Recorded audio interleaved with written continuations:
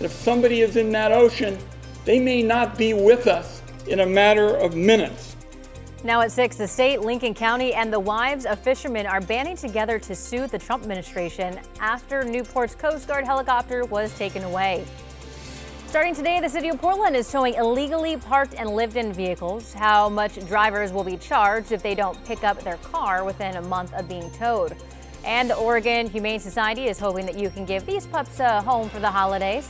The details on these dogs that are now up for adoption coming up as your news at Sunrise starts right now.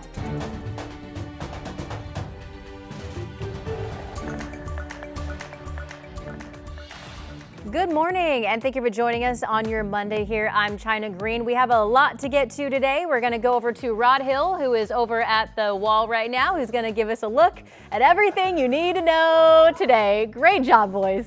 Normally we start at the desk. No, we don't. So a little. It's 6 o'clock. It's our first time. Normally I'm in the weather center. I'm in the wrong place. All right, good grief. Let's go to the weather map, shall we? You're going to hear the voice of Rod Hill as we look at the weather map. Scattered showers out there. We've got not a whole lot. We could take, there we go. You can take the weather map. Yeah, okay. Scattered showers out there. Not a whole lot going on. There is snow up on the mountain, however. 23 degrees is the temperature. And the big story here is that that's 2-3 inches of snow now, and it is sticking at past level. That's Government Camp on Highway 26. 31 degrees is the spot. Here's a look at the Pioneer Park building. It's wet because of passing showers, but today's one of those days with a scattered shower threat that continues, but most of the time you're out and about, you're just going to find dry weather.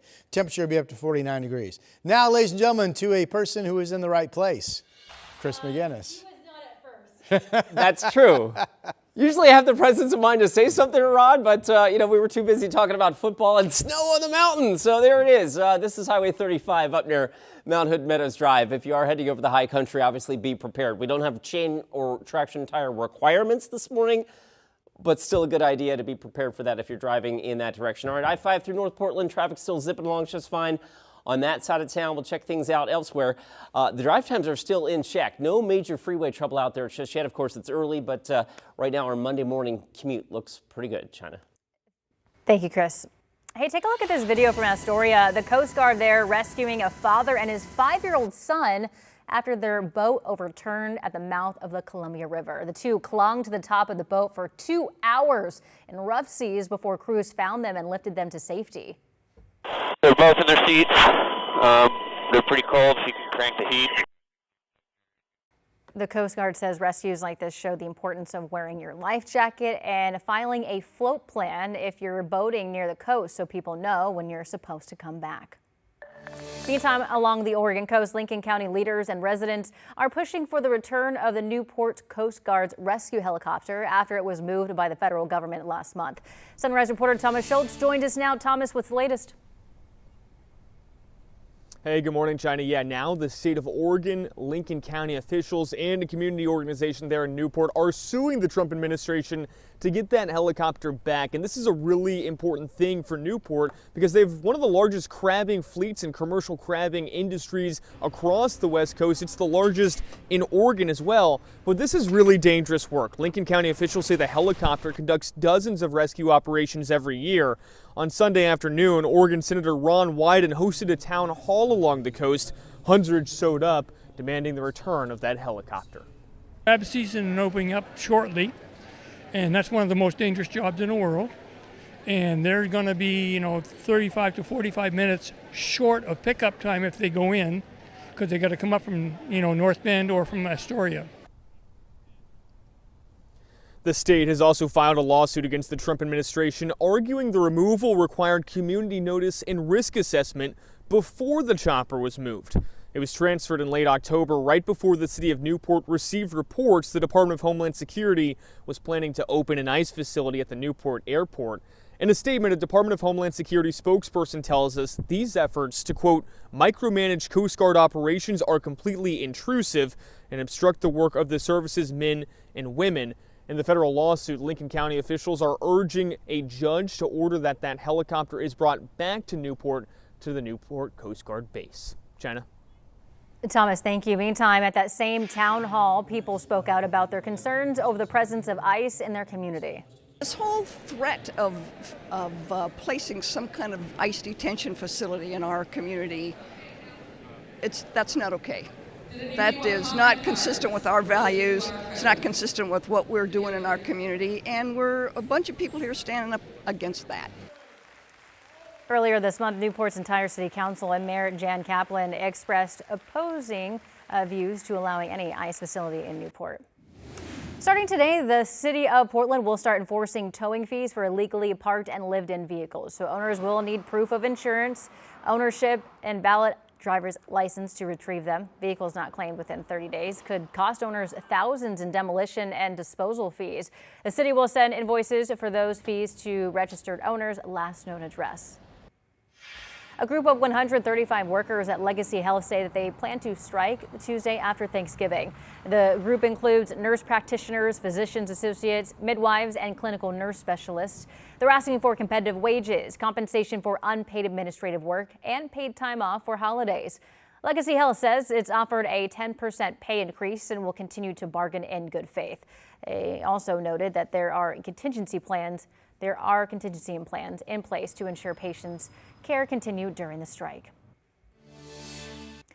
The Oregon Humane Society is looking to get these dogs to their forever homes for the holidays. 2 months ago, the Humane Society took in more than 60 dogs as part of a neglect case in Polk County, and now about 24 of them are ready for adoption. The Humane Society says many of the pups are shy, while some are playful. The Oregon Zoo is once again lit up for the holidays. This past weekend was the first weekend of Zoo Lights, which gives people the chance to see the zoo transformed into an interactive light show. There are nearly 24 displays across the zoo. Some are returning, but others are brand new this year and designed by local artists. It's actually really nice. They're very gorgeous and it's fun to see it. It's really nice. It's like I should empty out my storage because I took a lot of photos. It's like cold out here, so you put on something warm and then you see all the lights. It's really Christmas vibe. Christmas vibes. Zoo Lights is open most nights through January 4th. Tickets are $35 for adults, $30 for children, but on value nights, they're just $13. Your ticket also gives you a free ride to the zoo with TriMet. All right, taking a live look outside now from our Pioneer Courthouse Square Skycam, where the tree is almost ready for the holidays. And this Friday, you can join KGW's Christine Pitawanich from 5:30 to 6:30 to watch the annual tree lighting, which will be accompanied by music from Portland's own Thomas Lauderdale at Peak Martini. And if you can't make it in person, we'll be streaming the event live on KGW+. And what will the weather be on that day, Weatherman? What will it be?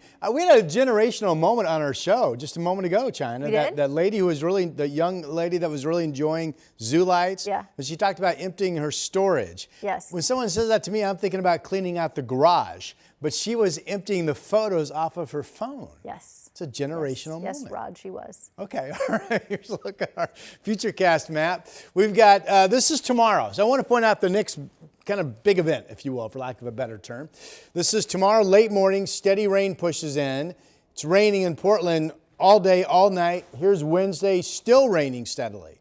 So get some things done today. Today we've got scattered showers, but a lot more dry time than wet. And in fact, right now it's mainly dry up and down I-5. The only notable precipitation we've had for the last couple of hours is up on the mountain, where we've now got at least 2, maybe 3 inches of snow. And the passes are snow covered, but we're talking about, little amounts of snow up there. Salem sky camera right now, 43 degrees, good visibility with raindrops on the lens. And there's the low cloud deck hovering over Portland. 43 is the current temperature. Other numbers, we're 30s and 40s. It's 44 in downtown and Tigard. That would be the warm spot. 41 out in Sandy. Salem's 43. Silverton, Estacada in the 30s. And Dallas, good morning to you out in Polk County. 37 is your current temperature. So a pretty quiet weather day overall. We do have the snow level that continues to be below Cascade Passes, but it will turn into mostly flurries up there during the day. Shows Timberline holds in the 20s. We've got low 40s, partly sunny skies out east, and then here on the west side with a few scattered showers, I think we'll open up at least a sunbreak or two, and temperatures may or may not get up to 50. I've got Portland stopping at 49. We'll see. The steady rain coming in tomorrow during the morning continues more or less through Wednesday night. The front comes in early Thanksgiving morning, so if that timing doesn't change, by mid-morning we're into a kind of a sunbreak scattered shower pattern for the holiday, and it will be mild Thursday morning, 47. Thursday afternoon, 54. That's your update. Thank you, Rod.